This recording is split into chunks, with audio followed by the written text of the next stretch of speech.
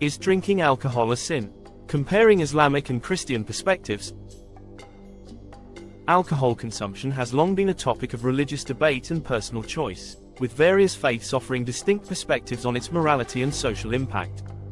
Christianity and Islam, two of the world's largest religions, offer differing views on drinking alcohol. Let's explore whether drinking alcohol is considered a sin in both Islam and Christianity, examining the theological, cultural, and social dimensions of this issue in each faith. Islam, a clear prohibition of alcohol. In Islam, drinking alcohol is unequivocally prohibited. The Quran, Islam's holy book, contains several verses that directly address the consumption of alcohol. In Surah Al-Baqarah, 2-219, the Quran acknowledges both the potential benefits and harms of alcohol but ultimately advises against it. They ask you about wine and gambling. Say, in them is great sin and, yet, some, benefit for people. But their sin is greater than their benefit. The verse highlights that while alcohol may have some social or economic benefits, its harms far outweigh any positives, particularly in relation to spiritual well-being and societal consequences.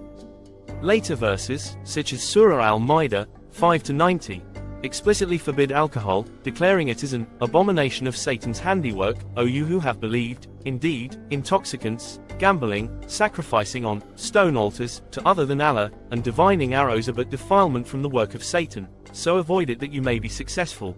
In Islam, alcohol is seen as impure, and its consumption is viewed as an act that can lead to spiritual corruption and social disorder. The prohibition is grounded in the belief that intoxicants cloud judgment and lead to behaviors contrary to Islamic ethics, such as drunkenness, violence, and neglect of religious duties. As such, for Muslims, drinking alcohol is not just a sin, but a serious violation of their faith's teachings. Christianity, a more complex view. Christianity, unlike Islam, does not have a singular, unified stance on alcohol consumption. In fact, the Bible contains references both condoning and cautioning against drinking alcohol, leading to diverse interpretations across Christian denominations. In the Old Testament, wine is often associated with blessings and joy. In Psalm chapter 104 verse 14-15, wine is even described as a gift from God that brings joy to the heart. You cause the grass to grow for the livestock and plants for man to cultivate, that he may bring forth food from the earth and wine to gladden the heart of man. Additionally, Jesus Christ himself is depicted as drinking wine during the Last Supper, and he even performed the miracle of turning water into wine at a wedding feast in John chapter 2 verse 111. In these instances, wine is not condemned but seen as a part of life's blessings. However, while the Bible does not outright forbid alcohol, it strongly cautions against its abuse. The New Testament warns believers about the dangers of drunkenness and excessive drinking. Ephesians chapter 5 verse 18 advises, "Do not get drunk on wine, which leads to debauchery. Instead, be filled with the Spirit." Similarly, 1 Corinthians chapter 6 verse 9-10 lists drunkards among those who will not inherit the kingdom of God, emphasizing the moral dangers of overindulgence. The Bible stresses that drinking in moderation is acceptable, but excessive drinking, leading to drunkenness, is a serious sin that impairs one's spiritual and moral health. Thus, Christianity does not categorize drinking alcohol itself as a sin, but it does provide clear warnings about its misuse. Many Christian denominations, particularly conservative ones, interpret these warnings as a call for total abstinence, while others advocate for moderation, emphasizing that the true sin lies in drunkenness and the loss of self-control.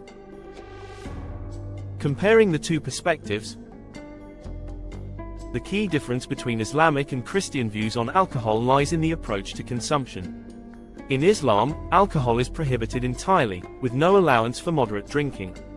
This prohibition is rooted in the belief that alcohol poses spiritual and societal risks that outweigh any potential benefits. For Muslims, drinking alcohol is not merely a bad habit, it is a sin that violates the principles of purity, self-control, and obedience to Allah. Christianity, on the other hand, does not outright prohibit alcohol, but instead condemns its abuse. The Bible's teachings on wine are more nuanced, emphasizing moderation and self-restraint. While some Christian denominations advocate for total abstinence from alcohol, many others permit moderate drinking, as long as it does not lead to drunkenness or moral corruption. For Christians, the act of drinking itself is not sinful, but rather the behavior that arises from overindulgence and the failure to maintain moral discipline. The social and cultural implications. Beyond the theological differences, the cultural context also shapes the way alcohol is viewed and consumed in both religions. In many predominantly Muslim countries, the prohibition of alcohol is enforced by law, with social and legal consequences for those who drink. In contrast, Christian-majority societies often have a more relaxed attitude toward alcohol, with drinking sometimes viewed as a social activity rather than a moral issue. Within Christian communities, attitudes toward alcohol can vary widely. Some denominations, like Baptists and Methodists, may encourage complete abstinence, while others, such as Catholics and many Protestant groups, permit moderate consumption of wine, particularly in religious ceremonies like communion.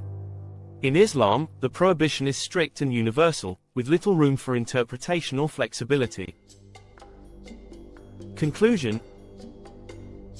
The question of whether drinking alcohol is a sin has different answers in Islam and Christianity, reflecting the distinct theological frameworks of each religion. Islam firmly prohibits alcohol, seeing it as spiritually and socially harmful, while Christianity allows for moderate drinking but condemns drunkenness as a sin. Despite these differences, both religions emphasize the importance of self-control and moral discipline, and both recognize that excessive indulgence in alcohol can lead to spiritual and social harm. Understanding these perspectives can foster a deeper appreciation of how each faith approaches the balance between personal freedom and religious duty.